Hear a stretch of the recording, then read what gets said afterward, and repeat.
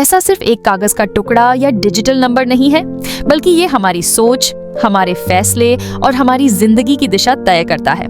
कुछ लोग इसे तेजी से कमाते हैं लेकिन बनाए नहीं रख पाते। कुछ लोग सामान्य इनकम के बावजूद अमीर बन जाते हैं। आखिर ऐसा क्यों होता है? पैसा कमाने, बचाने और बढ़ाने की साइकोलॉजी को समझे बिना हम इसे कभी सही तरीके से संभाल नहीं सकते।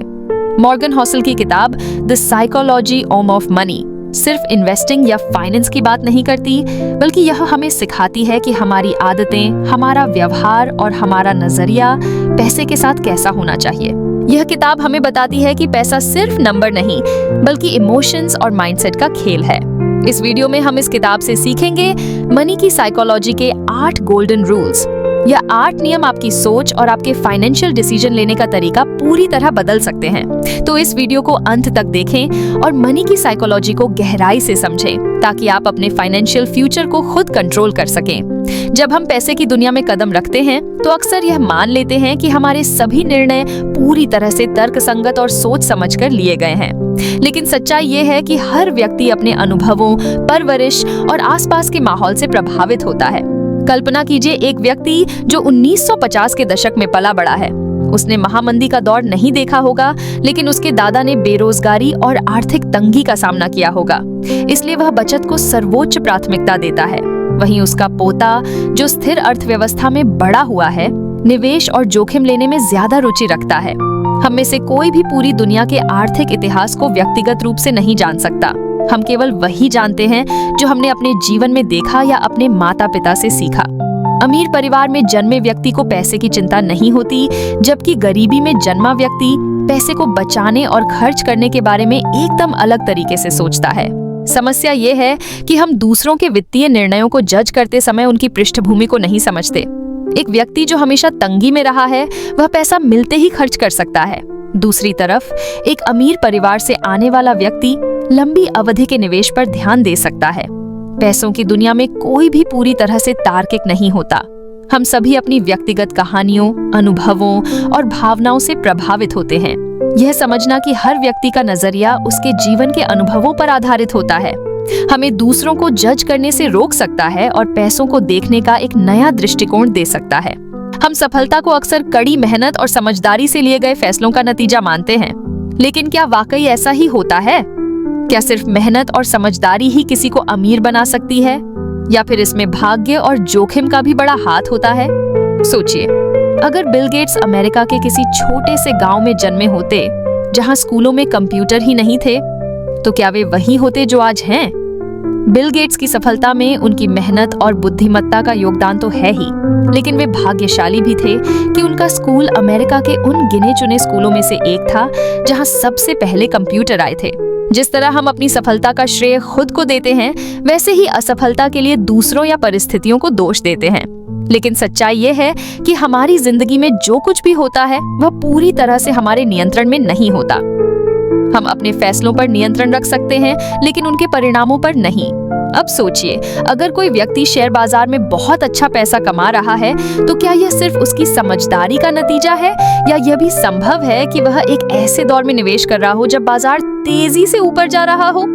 वहीं दूसरा व्यक्ति जो उतना ही होशियार है, लेकिन मंदी के दौरान निवेश करता है, वह पैसे खो सकता है। हमें अपनी सफलता को पूरी तरह से अपनी मेहनत का नतीजा मानकर घमंड नहीं करना चाहिए। हो सकता है कि हमारी सफलता में भी भाग्य ने बड़ा रोल निभाया हो, और सबसे जरूरी बात, हमें दूसरों की असफलता को पूरी तरह उनकी मूर्खता मानकर उन्हें जज नहीं करना चाहिए, क्योंकि हो सकता है कि उन्होंने सब कुछ सही किया हो, लेकिन वे बस गलत समय पर गलत जगह थे। पैसे की दुनिया में एक अजीब सा जाल बिछा हुआ है।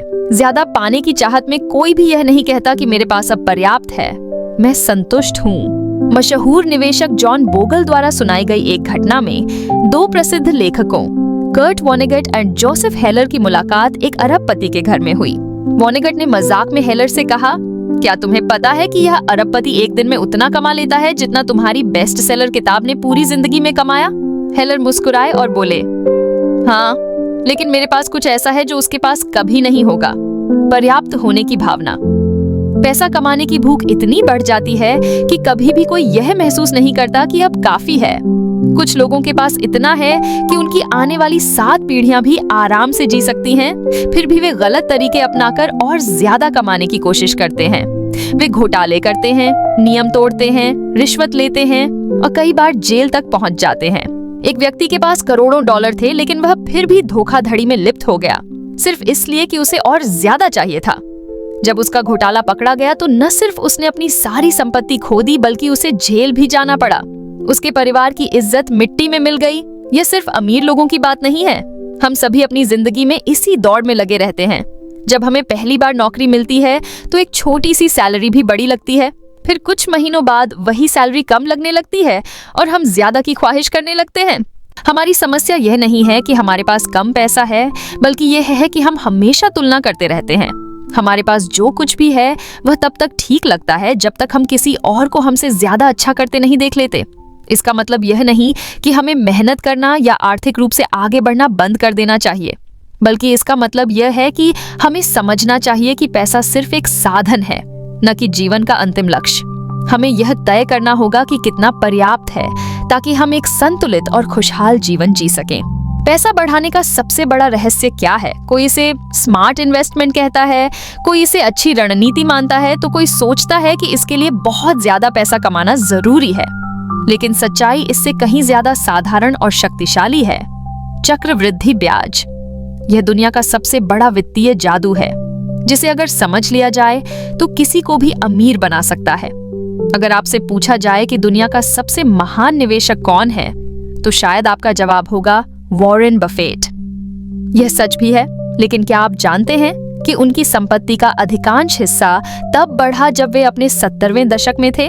वे कोई सुपर ह्यूमन नहीं हैं, बल्कि उन्होंने बस एक सरल चीज को समझा और अपनाया, चक्रवृद्धि का जादू। कल्पना कीजिए कि आपके पास 10,000 रुपए हैं और आप इसे हर साल 10% ब्याज पर निवेश करते हैं। पहले साल के अंत में आपके पास 11,000 रुपए होंगे। दूसरे साल जब ब्याज फिर से जुड़ेगा तो अब यह 10,000 पर नहीं बल्कि 11,000 पर मिलेगा, जिससे आपकी राशि और तेजी से बढ़ेगी। समय के साथ यह प्रक्रिया इतनी शक्तिशाली हो जाती है कि अंतिम वर्षों में पैसा खुद ब खुद कई गुना बढ़ने लगता है।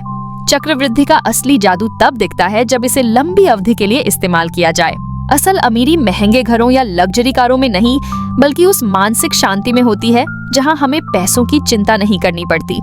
अगर आपको यह वीडियो पसंद आया हो तो लाइक जरूर करें, अपने विचार कमेंट में साझा करें और आगे भी ऐसे ही ज्ञानवर्धक वीडियो देखने के लिए सब्सक्राइब करें।